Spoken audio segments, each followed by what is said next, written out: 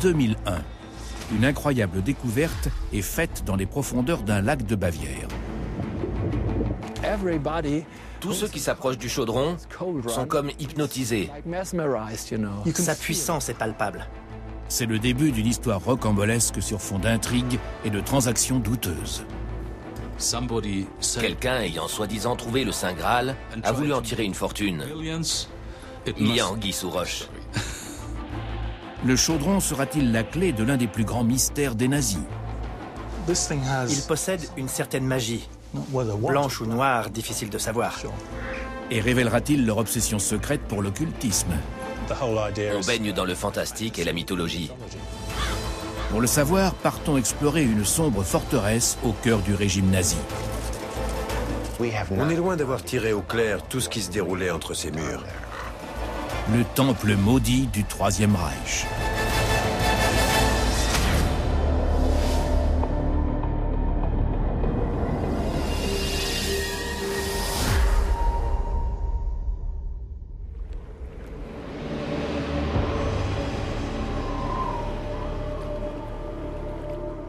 En 2001, ce lac allemand est le théâtre d'une étonnante découverte. Pour moi, c'est l'un des plus grands mystères qui ait tenu en haleine le sud de la Bavière. Axel Effner, journaliste local, a couvert l'histoire dès le tout début. Ils étaient deux, un plongeur et un autre homme, équipés d'un appareil pour détecter des pièces archéologiques enfouies au fond. Ils sont allés au lac, ils ont plongé à environ 200 mètres de la rive et ils ont trouvé ce chaudron étincelant au fond.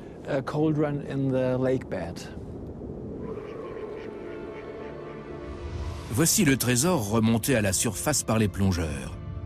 Le chaudron de Kim. Un objet extraordinaire. 10,5 kg d'or massif. Orné sur les deux faces d'énigmatiques figures en relief. Il sera présenté comme la découverte celte du siècle.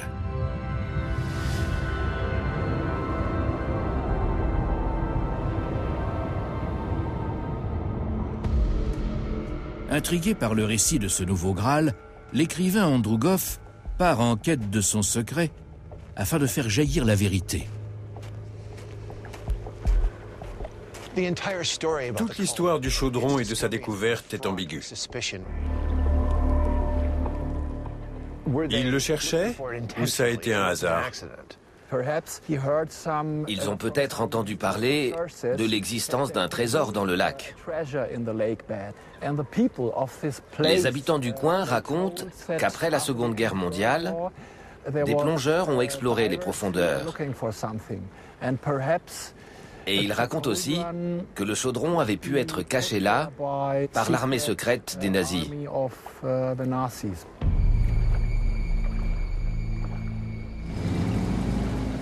À mesure qu'ils déferlent sur l'Europe, les nazis font main basse sur des milliers d'antiquités, de trésors et de reliques sacrées.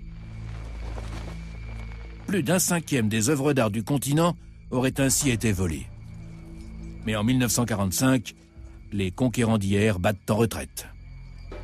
Les jours du nazisme sont comptés.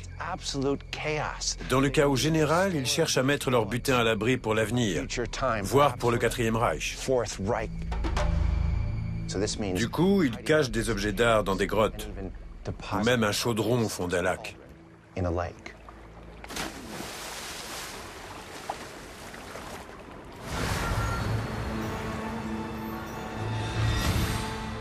Le chaudron est-il une antiquité dérobée par l'armée d'occupation?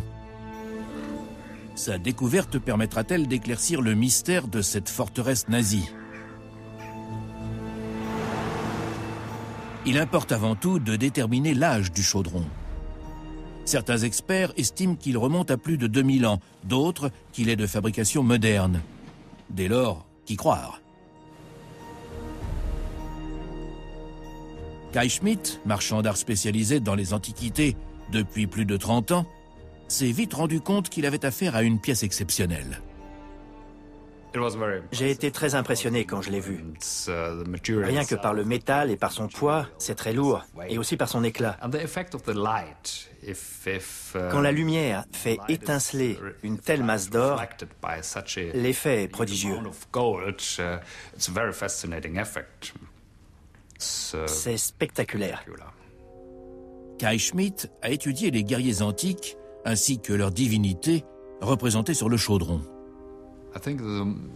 Il s'agirait d'une iconographie religieuse, de scènes de sacrifices liées à la croyance dans l'au-delà. J'en ai conclu que l'auteur baignait dans la culture celte, ou du moins la connaissait parfaitement. Le chaudron refuse de dévoiler le secret de son âge, laissant archéologues et spécialistes perplexes.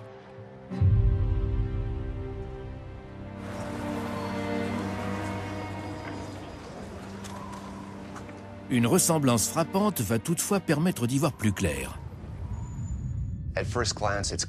Ces motifs celtes rappellent instantanément le chaudron de Gundersdrup au Danemark, qui remonte avec certitude à 2000 ans et dont les décorations sont très semblables.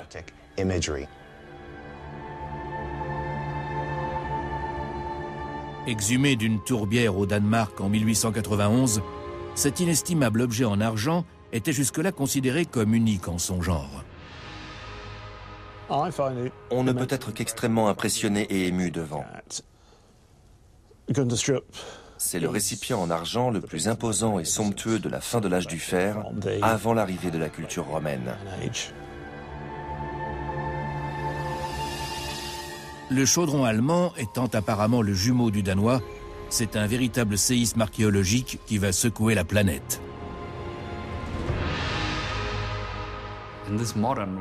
Dans notre société moderne, où tout est prouvé, tout est étudié par la science, et apporte des réponses et des solutions à tout, enfin, quasiment, cet objet jette un pavé dans la mare.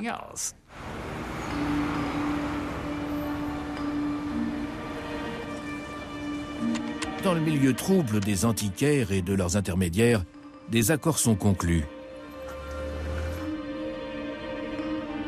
L'homme d'affaires suisse Marcel Wunderli mise sur la rareté et le très grand âge du chaudron lorsqu'il l'achète en 2005. Il fait un immense battage autour de cet objet. Il le présente comme l'un des chefs-d'œuvre majeurs, voire comme le chef-d'œuvre de l'histoire de l'humanité. Estimant la valeur du chaudron à 1,4 milliard de dollars, il cherche à présent des investisseurs. L'intérêt pour le chaudron redouble. Bien sûr, des investisseurs se présentent et mettent même 1,5 million, rien que pour pouvoir participer à sa promotion. Pour atteindre une somme aussi astronomique, le chaudron est forcément antérieur à l'époque romaine. Les enjeux financiers sont colossaux. L'archéométallurgiste Peter Norsover est alors chargé d'effectuer une datation précise. À Zurich, entouré de toute une équipe, il est sur le point de lever l'un des mystères du chaudron. On a procédé à une ablation laser couplée à une détection par spectrométrie de masse à plasma induit. Une infime parcelle d'or est prélevée par laser à la surface du chaudron pour être ensuite analysée et obtenir sa composition élémentaire. L'or de l'Antiquité contient toujours de l'étain, du plomb, du platine, du palladium.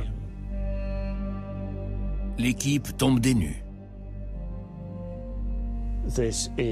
Il s'agit d'un or moderne, sûrement raffiné par électrolyse.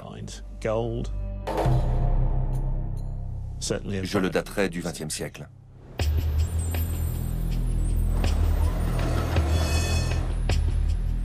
En Suisse, Marcel Wunderli est mis en examen pour escroquerie et condamné à 3 ans de prison. Faisant partie des actifs de l'entreprise, le chaudron est saisi pour être déposé dans une chambre forte à Zurich.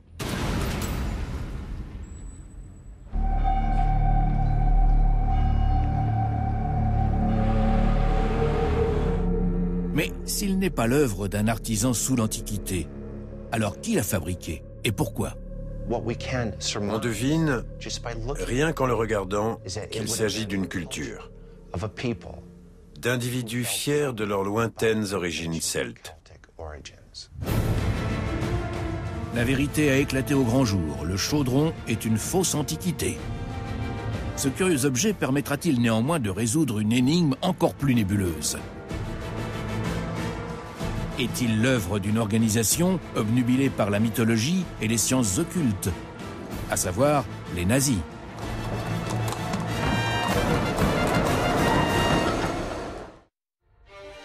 Ce chaudron et les représentations religieuses qui le décorent pourraient apporter un nouvel éclairage sur les nazis et leurs singulières croyances. Il appartient donc au patrimoine de l'un des régimes les plus odieux et les plus fascinants de l'histoire. Au cœur de ce régime, une puissante élite est soucieuse d'exalter la glorieuse histoire germanique. Telle est d'ailleurs l'idée fixe de l'un des hommes les plus influents du Troisième Reich, Heinrich Himmler. Nazi de premier plan, Heinrich Himmler était l'un des cadres politiques majeurs du Troisième Reich. Il a été nourri par son père de récits de la mythologie germano-nordique. Et quand il est devenu le chef de la SS, il a eu les moyens de donner libre cours à sa fantasmagorie aryenne. Himmler a son gourou attitré, le conseiller historique Karl Maria Willigut, lequel affirme être un mage et le descendant direct d'une lignée de dieux rois. Il fréquentait plusieurs groupes de recherche sur la mythologie nordique. Il était aussi alcoolique et schizophrène. Il avait même été interné durant les années 20. Il prétendait communiquer avec ses ancêtres. Un très curieux personnage. Inspiré par de tels maîtres à penser, Himmler entreprend d'élaborer l'idéologie du jeune parti nazi. Son objectif, créer une société de race pure attachée à la grandeur de l'Allemagne et à son passé millénaire. Le fer de lance de cette nouvelle idéologie est l'une des organisations les plus barbares de l'histoire, la Schutzstaffel, ou SS.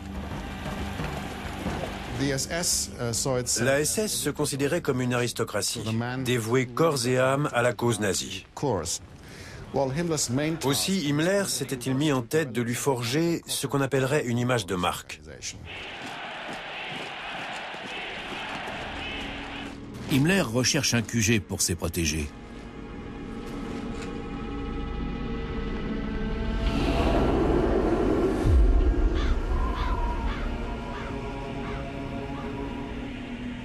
En 1934, il jette son dévolu sur une forteresse isolée et imprégnée de légendes, où résonnent encore procès en sorcellerie, torture et exécution.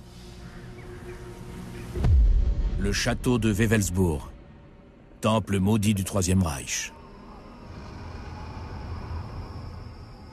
Son passé est sinistre. Son histoire moderne l'est tout autant. Et on est loin d'avoir tiré au clair tout ce qui se déroulait entre ces murs. Quel est le lien entre un chaudron retrouvé au fond d'un lac et le mystérieux château de Himmler? Au printemps 2011, le journaliste suisse Luc Burgin publie un scoop dans son magazine Mysteries.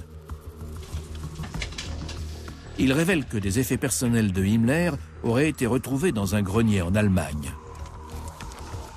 Et parmi eux, des documents officiels du régime nazi.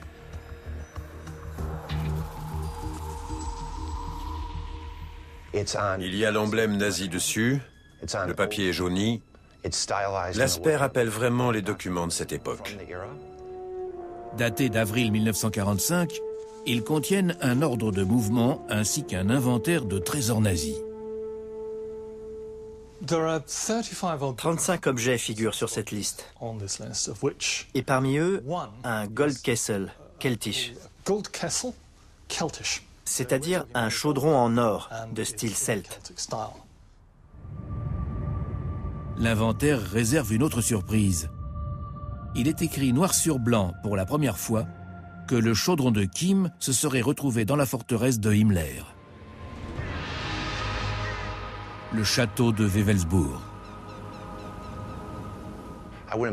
Ce ne serait guère étonnant que cet objet y ait séjourné un certain temps. Gardés sous clé, les documents originaux n'ont pu être examinés attentivement. Dans cet univers où les apparences sont extrêmement trompeuses, leur authenticité est sujette à caution. Davantage d'informations s'imposent. L'inventaire mentionne également le nom de l'homme qui aurait fabriqué le chaudron, Ottokar, ainsi que sa ville d'origine, Munich.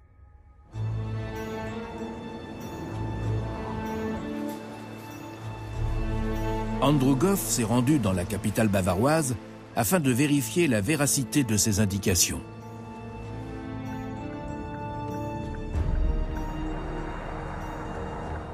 Je suis venu à Munich pour en savoir le plus possible sur Ottokar. Et surtout s'il a bel et bien fabriqué le chaudron. C'est peu banal. Munich est à la fois le berceau du nazisme et la ville natale de Himmler.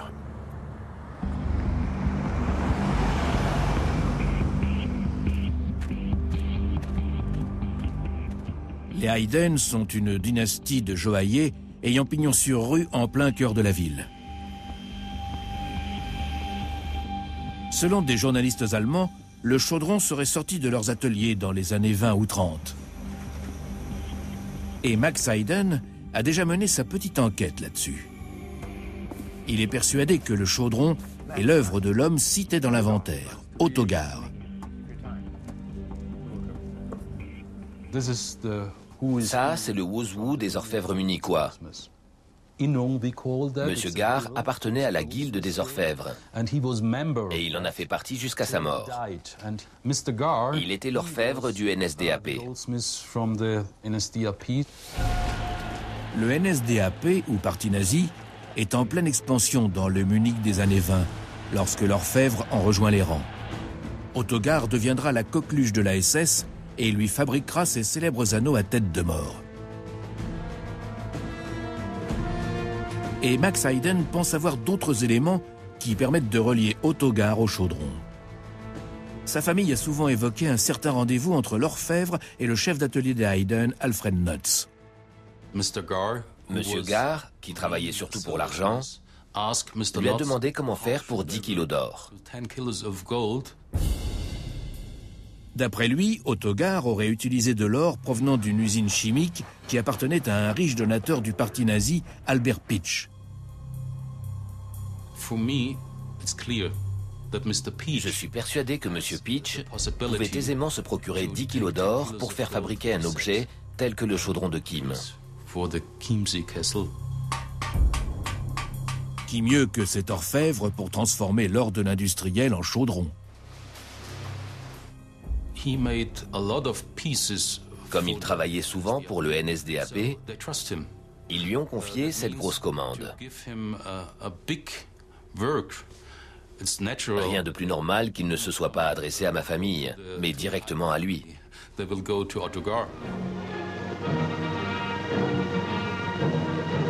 Mais pourquoi Ottokar aurait-il fabriqué ce chaudron pour Albert Pitsch? L'industriel a généreusement financé l'irrésistible ascension de Hitler. Le chaudron serait-il l'un de ses nombreux présents au parti nazi?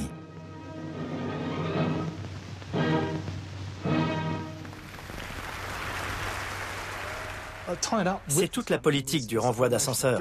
On offre des cadeaux importants à des gens importants pour acquérir plus d'importance.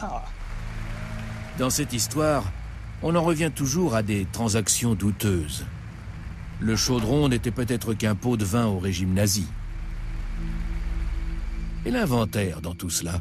Il a livré 2 indices potentiels. L'identité du fabricant et la ville d'origine du chaudron.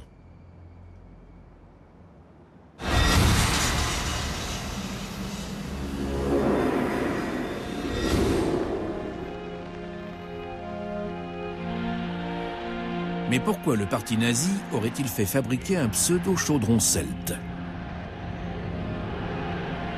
En 1929, la SS compte moins de 300 membres. Fin 1939, ils sont plus de 200 000 adeptes convaincus. Himmler doit trouver une nouvelle religion pour son armée de chevaliers noirs en pleine expansion. Himmler considérait le christianisme comme une invention des Juifs pour affaiblir la race germanique, aryenne, supérieure à toutes les autres.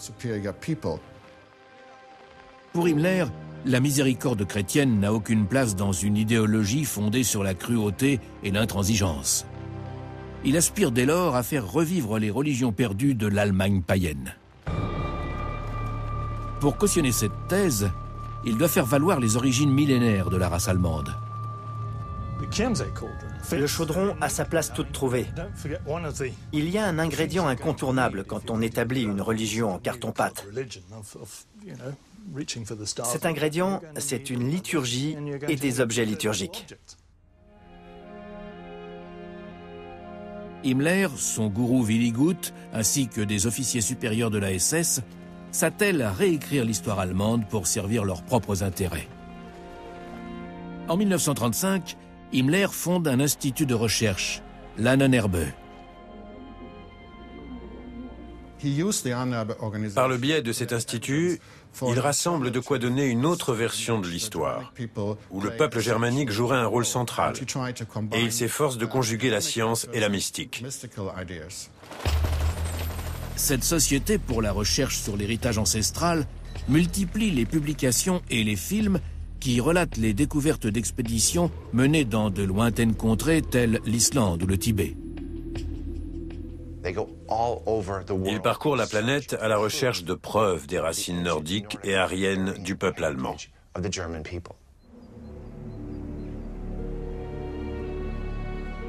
L'obsession de Himmler pour un lointain passé germanique aurait même influé sur le choix du quartier général de la SS.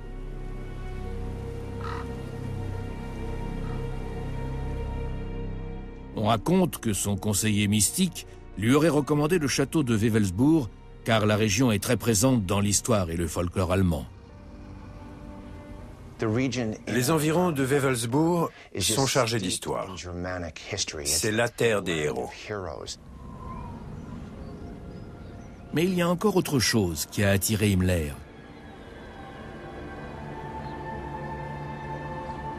À une petite cinquantaine de kilomètres de Wewelsburg, se trouve un endroit dont les nazis feront un lieu de culte, les Externsteine.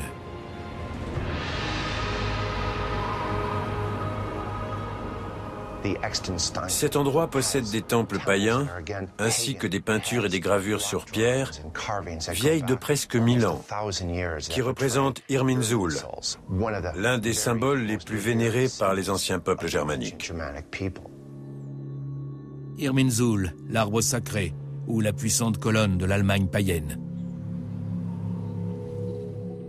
D'après le mage Willy Gutt, ce lieu saint recèlerait des preuves des origines encore plus anciennes et grandioses de l'Allemagne. Au début des années 30, une équipe d'archéologues entame des fouilles afin de mettre au jour le passé historique et préhistorique des Externsteine. Ils ont fait chou blanc.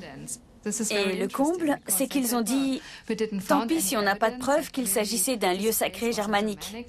On peut écrire ce qu'on veut du coup. » À Wewelsburg, préhistoriens, généalogistes et chercheurs sont enrôlés pour apporter de l'eau au moulin de Himmler. À en croire l'inventaire, le chaudron remplissait lui aussi une fonction précise.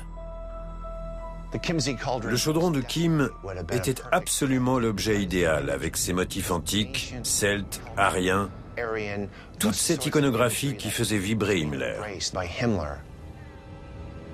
Mais quel rôle le chaudron jouait-il donc à Wewelsburg? Était-il le saint Graal de ce Camelot noir?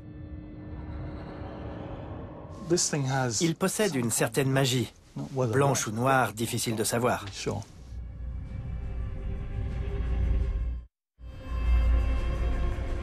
Pour en avoir le cœur net, repartons plus de 70 ans en arrière. À cette triste époque, Wewelsburg est réaménagé pour devenir le centre idéologique de la SS.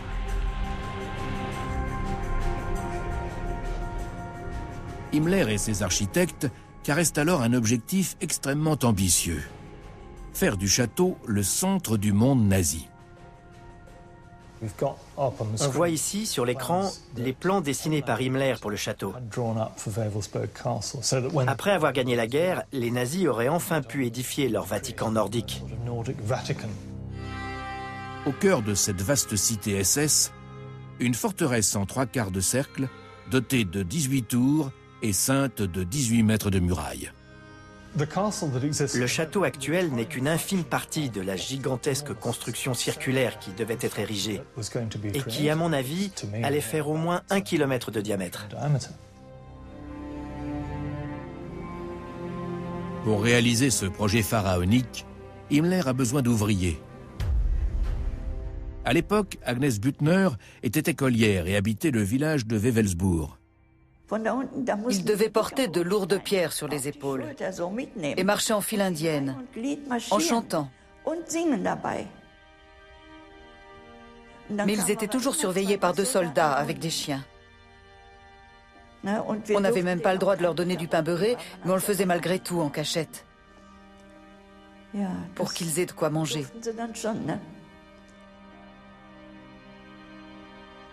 Je m'en souviens, comme si c'était hier. Un camp de concentration est bâti pour y loger ces travailleurs esclaves. Ils subiront un calvaire dans le seul but d'assouvir le fantasme de Himmler. Près de 1300 d'entre eux mourront.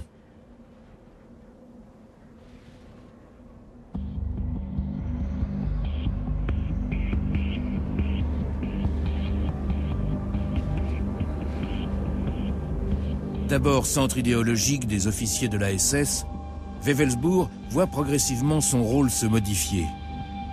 Le château accueille désormais des cérémonies, mariages aux accents païens ou baptêmes résolument non chrétiens, sous la houlette du grand prêtre Willigut.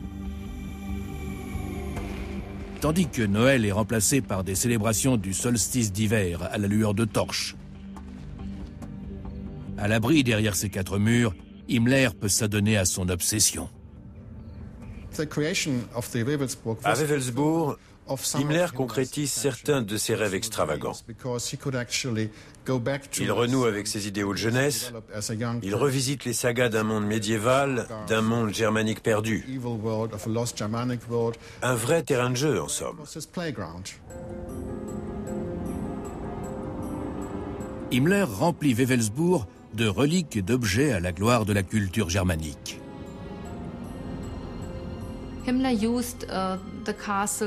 Le château lui servait à exposer les trésors dérobés dans les régions occupées durant la guerre. Et il avait accumulé énormément de toiles, de tapisseries, de tapis. C'était un peu sa salle du trésor personnel. Le Reichsführer n'est pas le seul nazi à avoir mis la main sur des objets d'art et des antiquités.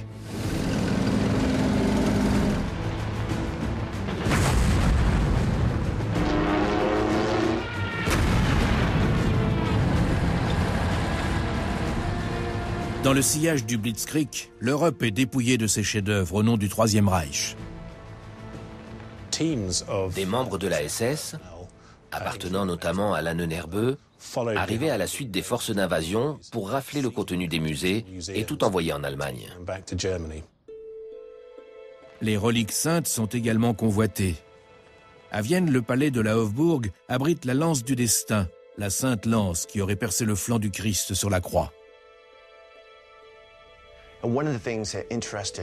Les nazis lorgnaient dessus.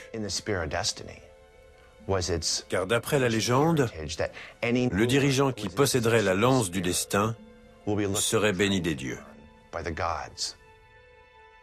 Hitler croyait, dit-on, que le propriétaire de la lance deviendrait le maître absolu de la planète. Aussi a-t-il expressément donné l'ordre de s'en emparer. Formidables armes de propagande, ces reliques pouvaient être utilisées pour légitimer le Troisième Reich. Si le chaudron a effectivement séjourné à Wewelsburg, quel usage les officiers SS pouvaient-ils bien en faire? Wewelsburg est le centre idéologique des nazis. le QG de la SS. C'est là forcément qu'il se trouve, car c'est là que cet objet symbolique revêt toute sa signification.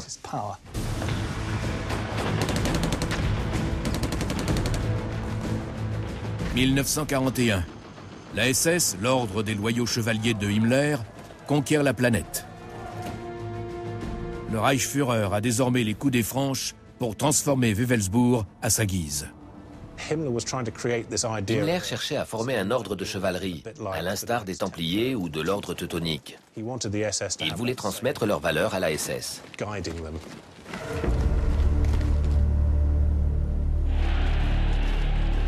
Himmler entreprend de créer le Camelot de ses chevaliers nazis. De nombreuses pièces portent désormais le nom d'un héros chevaleresque de jadis, tel le roi Arthur. Le Saint des Saints est une salle en pierre où les plus hauts dignitaires de la SS devaient se réunir.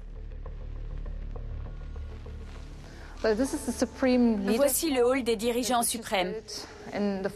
C'était l'ancienne chapelle du château. Il a été construit dans un style médiéval et possède 12 colonnes. On ne sait pas vraiment pourquoi Himmler a choisi le nombre 12. Mais on pense qu'il s'est inspiré du roi Arthur et de ses 12 chevaliers, car il voulait rassembler ici la fine fleur de la SS. On suppose même qu'il y aurait fait spécialement installer une table ronde en chêne. Mais apparemment, l'engouement de Himmler pour la légende arthurienne ne s'arrêtait pas là. Il s'est lancé à son tour en quête du Saint Graal, la coupe utilisée par Jésus lors de la scène à laquelle on prête des pouvoirs miraculeux.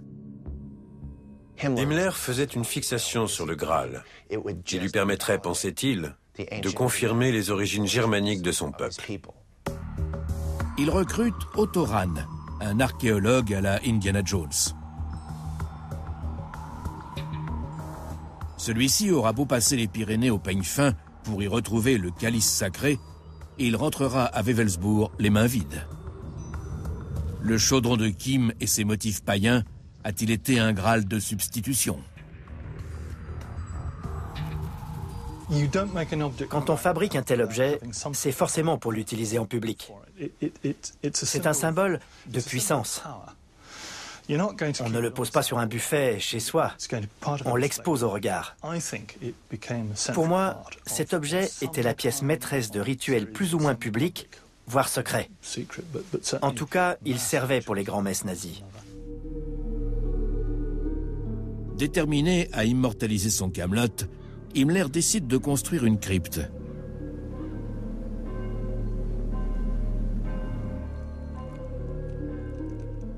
Certains disent que c'est pour y être enseveli aux côtés de ses 12 chevaliers les plus loyaux. Ici, dans le royaume des morts. Nous voici dans la crypte. Au plafond, le swastika prouve l'importance de cet endroit pour la SS. Il était prévu pour honorer la mémoire des SS défunts. Là, au milieu, on remarque 2 conduites de gaz. Ces conduites étaient censées alimenter une flamme éternelle. Et les anneaux à tête de mort des défunts SS créés par Otto Gar auraient été précieusement gardés dans un reliquaire. Si les travaux avaient été achevés, la crypte serait devenue un lieu de mémoire. On ne peut faire que des suppositions par rapport à cet endroit.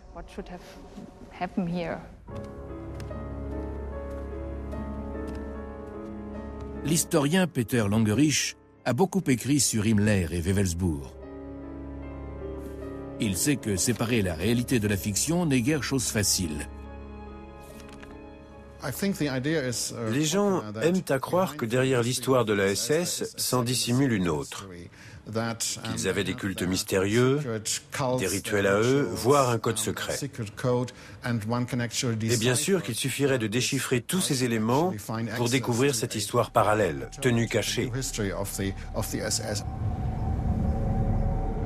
Au lendemain de la guerre, l'ampleur de l'obsession de la SS pour l'occultisme est apparue au grand jour. Des rumeurs de rites sataniques à Wewelsbourg, voire de sacrifices humains, sont allées bon train. Mais les historiens s'inscrivent en faux. Tout le mysticisme dans lequel baignaient les nazis peut sembler ridicule et presque prêter à rire. Or, ces croyances constituaient le fondement des politiques qui ont conduit à l'extermination des Juifs, à la persécution des Tziganes, des Slaves, des handicapés et de bien d'autres en Allemagne. C'est donc un sujet extrêmement sérieux.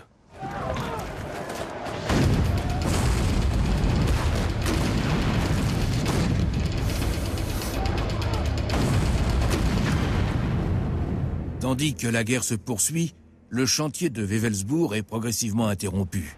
En mars 1945, les nazis et leur ignoble vision du monde sont au bord de la défaite.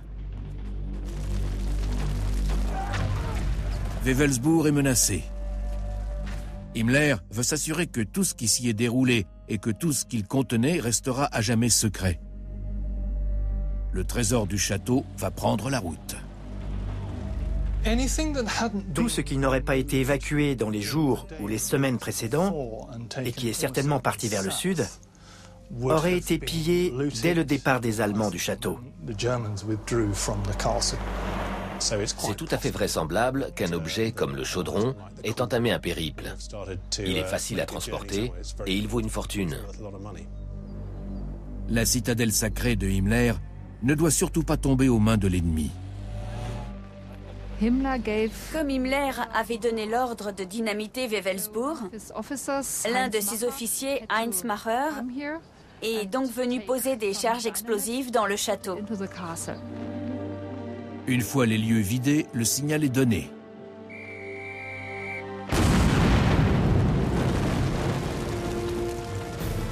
Par manque d'explosifs, les SS ne font sauter que la tour sud-est. Ils décident ensuite de mettre le feu à la forteresse. Quand la 3e division d'infanterie américaine arrive, le site est la proie des flammes. Heinz Macher avait ordre d'enterrer les 9000 anneaux à tête de mort précieusement gardés à Wewelsbourg. Ils n'ont jamais été retrouvés et le chaudron non plus. On sait certaines choses sur le chaudron, mais on ignore toujours comment et pourquoi il a fini dans un lac de Bavière.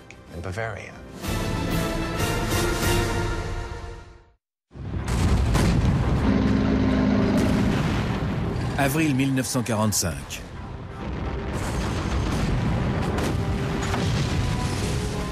En Europe, la victoire finale se profile pour les Alliés. Les nazis sont pris en tenaille. Le rêve de Himmler a été réduit en cendres. Les Soviétiques arrivent par l'Est, les Britanniques, les Américains et les Français par l'Ouest. L'Allemagne est en pleine débâcle. Les trésors accumulés dans les bastions nazis durant les 6 années de guerre partent pour d'autres destinations. Certains sont cachés, d'autres servent de monnaie d'échange. L'art contre la liberté. Des jusqu'au-boutistes mettent cap au sud pour tenter un baroud d'honneur. Himmler et d'autres sont du coin. Voilà pourquoi ils vont là-bas. Et parallèlement, tous les trésors convergent vers le sud. Ils sont flanqués dans des puits de mines, cachés dans des mines de sel, jetés dans des lacs. Des tas de choses ont atterri là-bas. Et bien sûr, beaucoup d'or, d'argent et d'objets précieux. Le chaudron a peut-être connu le même destin que tous les trésors nazis à la fin de la guerre. Mais comment a-t-il fini au fond d'un lac ? L'ordre de mouvement retrouvé dans le grenier nous en dira peut-être plus long. Partons du principe que ce document est authentique. Il nous dit que vers le 14 ou le 15 avril 1945, le chargement, y compris le chaudron, est parti d'Augsbourg, au nord-ouest de Munich, pour faire route vers le nord, bien entendu, et arriver à Strakonitz. Selon ces documents, un officier SS dont on sait peu de choses, Hans-Joachim von Alten, avait pour mission de mettre discrètement le chaudron à l'abri en Bohême. À partir de photographies aériennes d'époque, Chris Going refait l'itinéraire prévu pour le convoi von Alten. la ville de Landshut attire tout particulièrement son attention.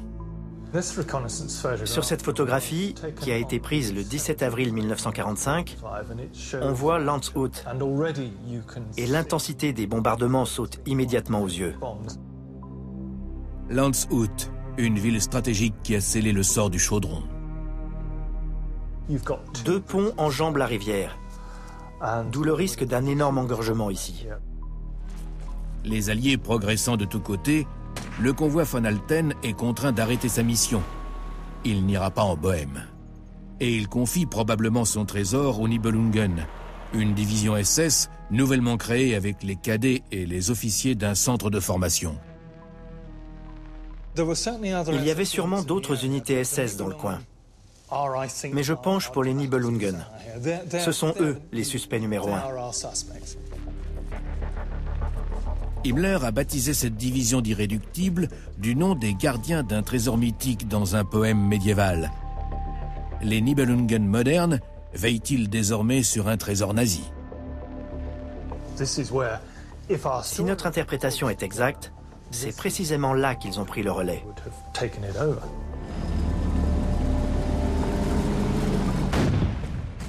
À mesure que les Alliés progressent, les Nibelungen se sont probablement repliés sur le réduit alpin au sud, où beaucoup espéraient livrer un baroud d'honneur. Le 2 mai 1945, les vestiges de la division sont proches des rives du lac dans lequel le chaudron sera retrouvé, près de 60 années plus tard. L'ont-ils jeté dans les eaux sombres afin que l'ennemi ne puisse jamais mettre la main sur leur Saint Graal? N'oubliez pas que les Nibelungen comptaient des purs et durs dans leur rang. Je suis persuadé que le chaudron leur avait été confié et que certains d'entre eux ont voulu le mettre hors d'atteinte. Ils ne s'intéressaient pas à sa valeur marchande, mais à sa portée symbolique. Voilà pourquoi il a fini dans le lac. Les nazis ont enfin été vaincus, ainsi que l'idéologie de suprématie germanique prêchée par Himmler dans son temple maudit.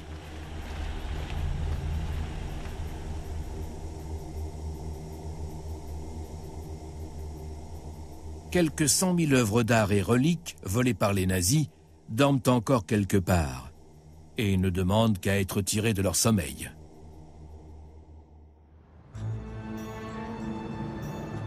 Dans cette histoire où se mêlent tromperies, secrets et hypothèses, rien n'est vraiment certain.